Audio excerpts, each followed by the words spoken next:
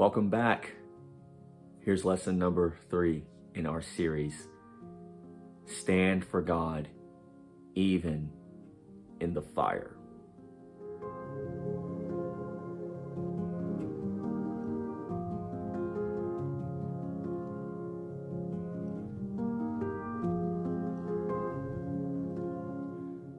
So let me give you a little bit of BTS, behind the scenes here.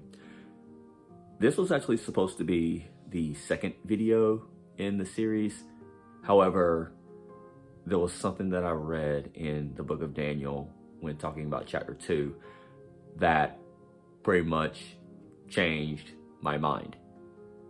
But I am thankful that this video is lesson number 3, because the first 2 lessons that we learned are going to be pivotal here in our video today.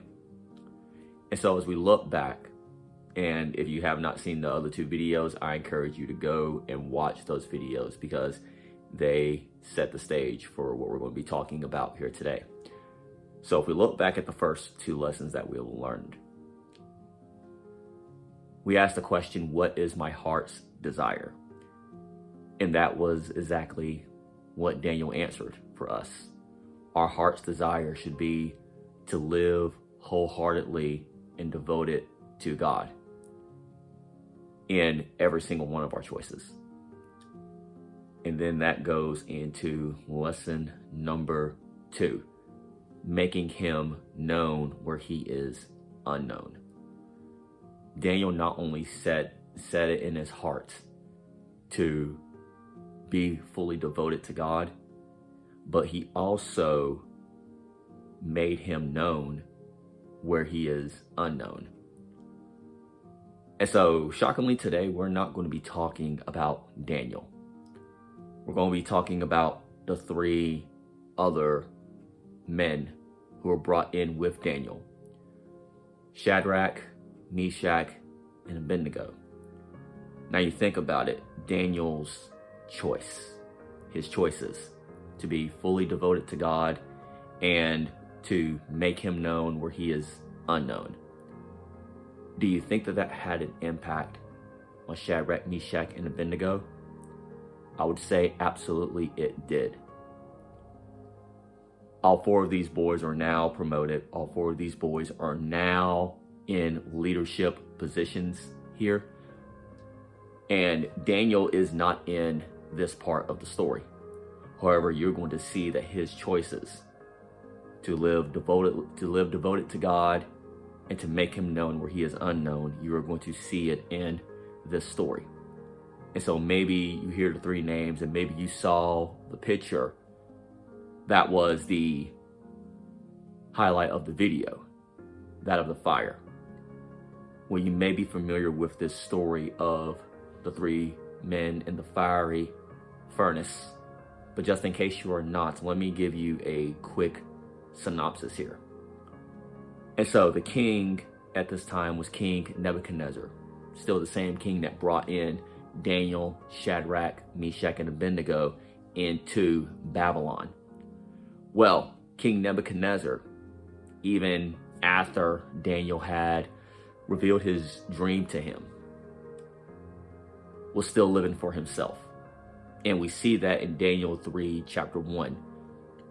King Nebuchadnezzar, he decides to build a golden statue. And we're not talking a little one. We are talking a ginormous one. He builds a golden statue. He calls not just the people, but the leaders as well. Every single person in Babylon, when they heard the instruments play.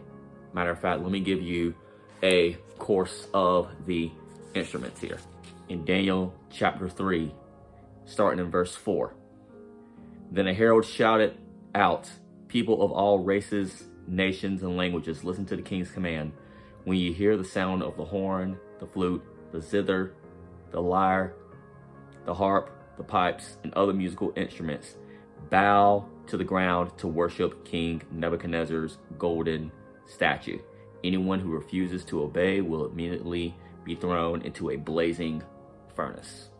And so, when the musical instruments were played, all the people, regardless of whether you were a leader or not, you were expected, you were commanded to bow down to the golden image that Nebuchadnezzar had made for himself. Everyone, which would include Shadrach, Meshach, and Abednego. However, when that time came, the government officials saw that these three men did not bow down. And so, of course, they went to the king and they told him, hey, you have three men who are refusing to bow down to your golden statue.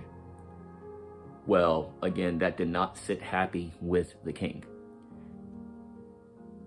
And so he is furious that these three boys, these three men, did not bow down. So he brings them in and he asks a question that we saw in the last chapter.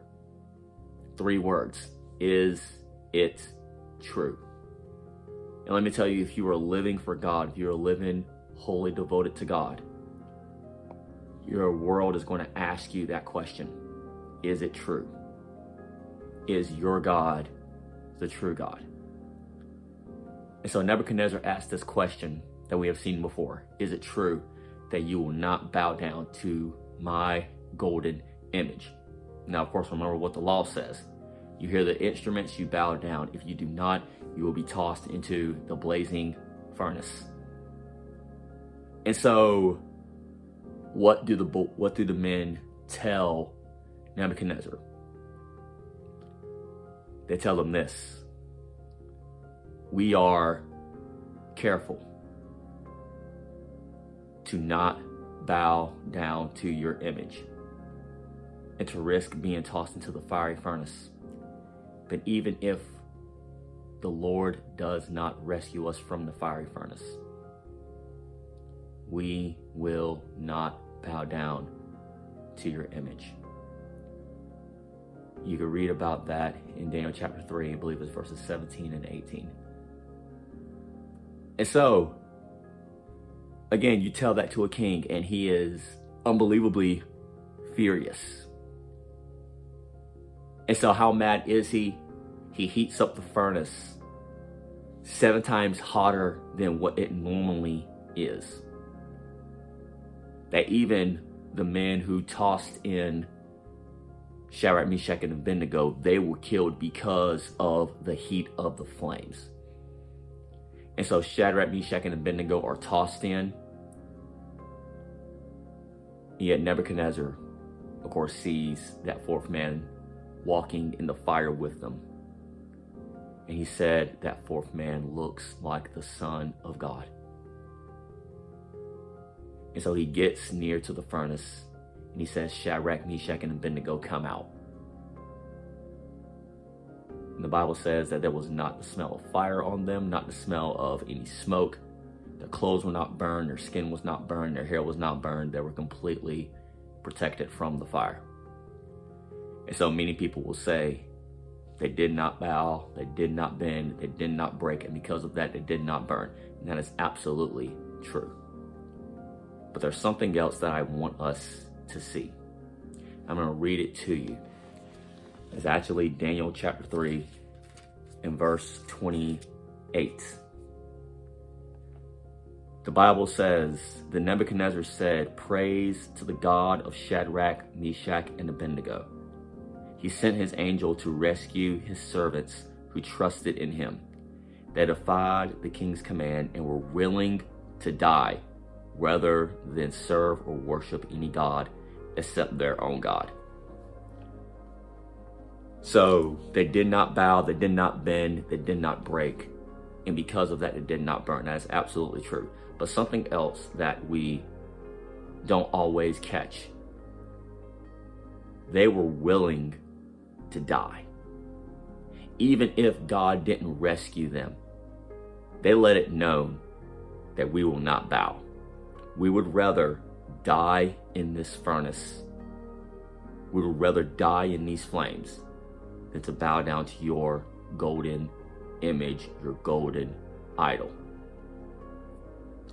They learned some very pivotal lessons from Daniel here about being wholly devoted to God and about making him known where he is unknown.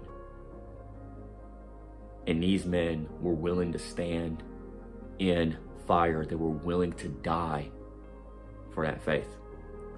And so it's generally not a question that we ask here as we're living in America. But does that attest to your faith? Are you willing to die for Christ? Are you willing to lay down your life for the Lord? Now, how does that apply to New Testament? It really doesn't say anything about that in the New Testament, you may say. Well, Paul talks about that. He mentions that in the letter to the Philippians. He mentions that in the letter to the Corinthian church about whether I live or die, my goal is to please the Lord and to follow him. And even in Philippians, he says, I want to magnify Christ, whether in life or in death. And even in the book of the Revelation, we hear about believers who are crowned, who received their crown because they trusted in the Lord, they believed the Lord. They overcame the enemy by the blood of the Lamb and by the word of their testimony. And they did not love their lives even unto the death. In other words, they had a love relationship with God that transcended death, where they were not afraid to die for their faith. They were not afraid to die for Christ. Does that explain, or does that testify of your faith today? And yes, living in America, that is a very hard question to ask because we are able to live free. We are not under the religious persecution that many other countries are under.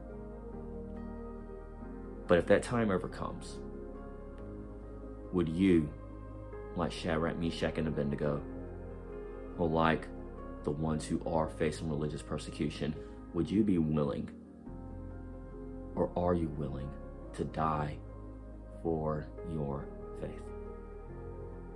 What does it look like to stand for God even in the fire? It looks exactly what I just talked about.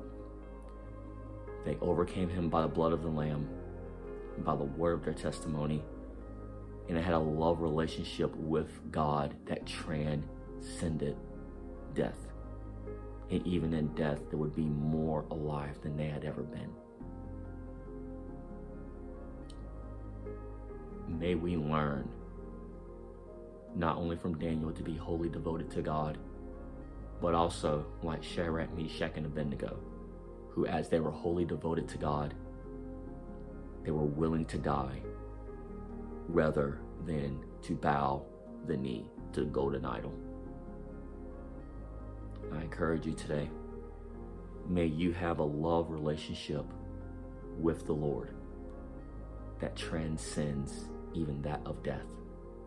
And may you, like Shadrach, Meshach, and Abednego, be willing to stand for God, even in the fire. Thank you so much for watching. Be sure to like and share if this video encouraged you. And to see more encouraging videos and posts, subscribe to my channel and follow me on social. See you guys next time.